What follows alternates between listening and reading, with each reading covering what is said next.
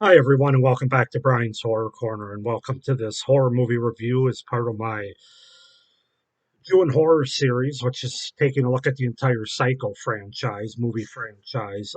So today we're going to take a look at the 1998 remake, the Gus Van Sant Psycho from 1998. So, yeah, let's just go ahead and get into it. Excuse me. Starting with the per normal, the setup, the premise, and the cast, and then I'll get into my thoughts and reviews, which will be spoiler free. So, Psycho is a 1998 American psychological horror film produced and directed by Gus Van Sant for Universal Pictures.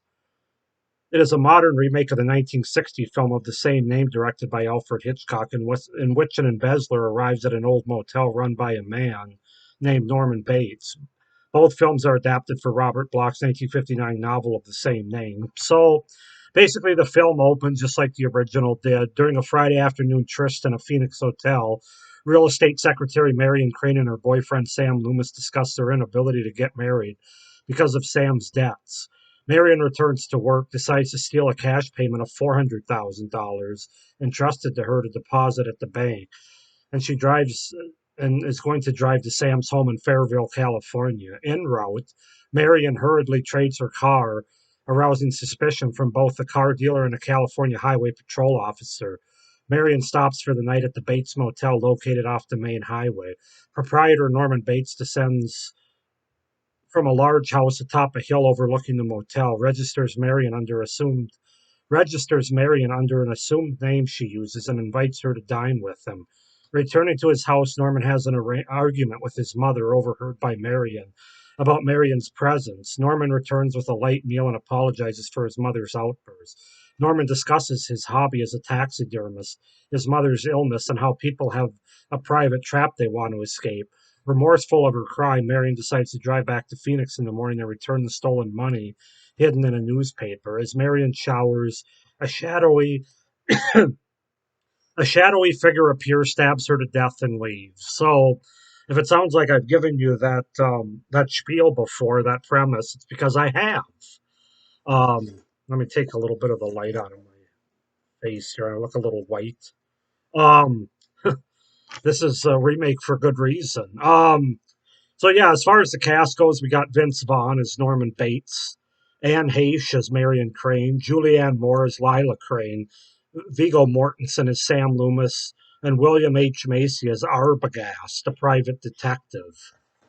So yeah, that's the setup, the premise, and the cast for the 1998 Gus Van Sant movie Psycho, the remake. I'm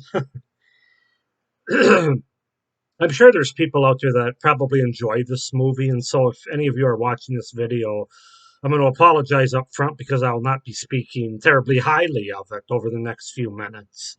Um, this movie's pretty pointless, to be honest with you.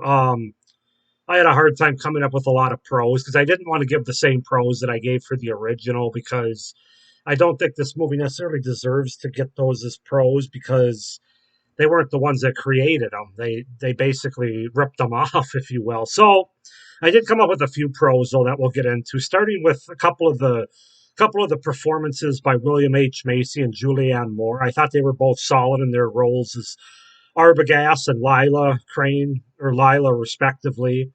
Julianne Moore has a strong screen presence and gives a really strong version of Lila.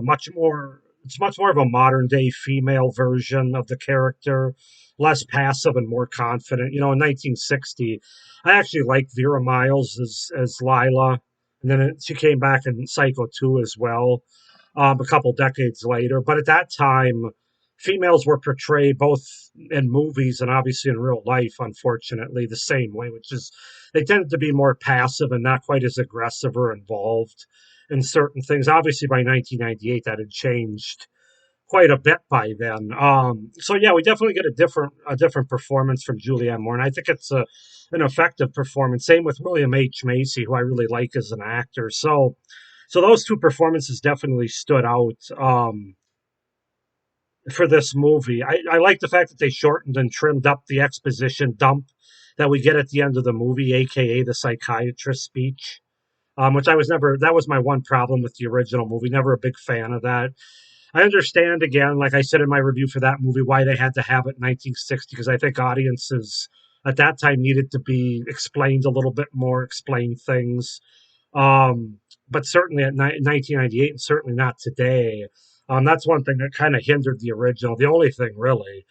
They did shorten that up a little bit in this movie, so I'll give them credit for that, even though it's still there as part of the movie. Um, and they did modernize some of the stuff, given this that they had the same story. It was done pretty well for the It was pretty well done for the most part in terms of making it a little bit more modern for audiences in 1998, like the money that was stolen being 400,000 instead of 40,000, because 40,000 wouldn't have been that big a deal in 98. It was a lot of money in 1960, and the clothes and the dress and the cars. Obviously, it takes place in 1998 in a way that I think is more appealing to audiences at that time, and that they could relate more to with those changes. So unfortunately, they should have gone further, in my opinion, and modernized some other things in this movie. But we'll get into that. But yeah, that's really all I could come up with for pros for this movie. Like I said, I'm not going to give them the credit for the story or the score or the shots or anything like that because they copied and pasted them like an Excel spreadsheet. They basically copied from one tab and pasted it into another. That tab that happened to be in color from a black and white tab, if you will. So yeah, I can't really say a lot of.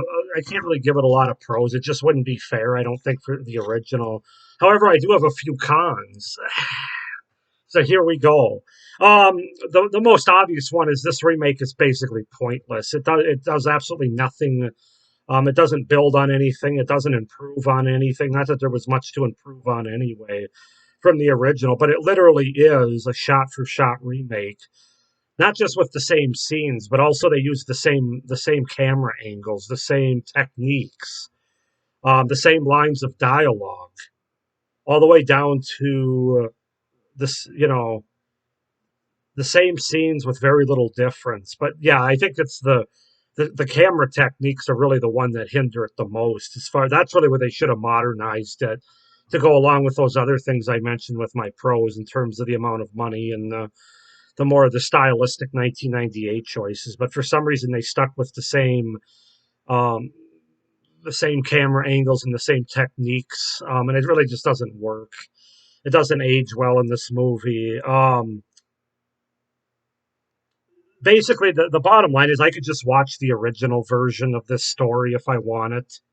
And I don't really ever see a scenario that I wouldn't watch the original as opposed to this remake. So I mean that's the biggest gripe you can say about this film is it's pointless, and I don't ever see another reason to watch it because there's a better made version of the movie that's existed for 40 years almost before this one, and another 30 since it was made.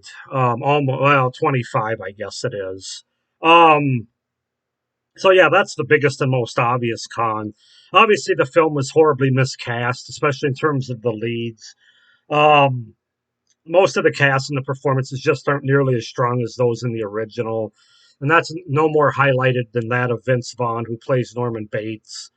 But I also think Anne Heche and even Viggo Mortensen, who is a good actor, as Sam, I really just didn't care for him. He had some sort of like goofy Elmer Fudd kind of dialogue and take to him, and I thought he should have been more of a straight man, like the guy in the original, Gavin. What's his name? It's Gavin something or something Gavin. I can't. John Gavin. There we go. Um, I just don't think I just didn't like him in this role. Anne Heche was okay, but I wasn't crazy about her. Again, the biggest problem that Anne Heche and Vince Vaughn have is following Janet Leigh and Anthony Perkins. That's just not. They probably did what they could. I think Vince Vaughn did what he could, but he wasn't she shouldn't have played this role. I don't really blame him as much as the fact that they casted him as Norman Bates for some reason. He just didn't work at all. And I would say that even if Anthony Perkins wasn't the original Norman Bates, I mean, he already had a lot to live up to. And yeah, I could think of a few actors in this and during this time that would have been better for that role. So horribly miscast, weaker performances than the original. Just felt Viggo Mortensen as Sam just felt goofy and not on the same level as the original actor. And certainly the other two weren't on the same level as Janet Leigh and Anthony Perkins. Also, I got to talk about the house behind the hotel. Talk about a letdown. That's one of the best things about the original Psycho franchise. Not only the original movie, but the sequels. They use the same motel and house, and that house is iconic. It's like the ultimate haunted house, the ultimate ghost house, whatever you want to call it. It's creepy as hell, and the way that it overlooks the motel and it's back from the motel is iconic in that original series. In this movie, they don't use the same house, which I think they could have, because I think the house still existed at this time. I don't know if it does today, but I know in 1998 it did. And this house just is just a big house. It kind of reminds me of the old Halloween 5 flaw where they decide to change up the house thinking it's going to be better and it makes it worse. And the house isn't as intimidating, iconic, or creepy as the original house in the series. It's just a big house, and it's too close to the motel, in my opinion. All the dialogue in the movie also felt much more rehearsed and not as well delivered, in my opinion, which again goes back to the performances that I was talking about. In part, it's because it's the same dialogue we've already gotten in a better made movie, and it's just not delivered nearly as well by, like I said, lesser actors. It was very uninspiring. It felt more like I was watching a theater production of Psycho, to be honest with you. And again, part of that is it's a remake.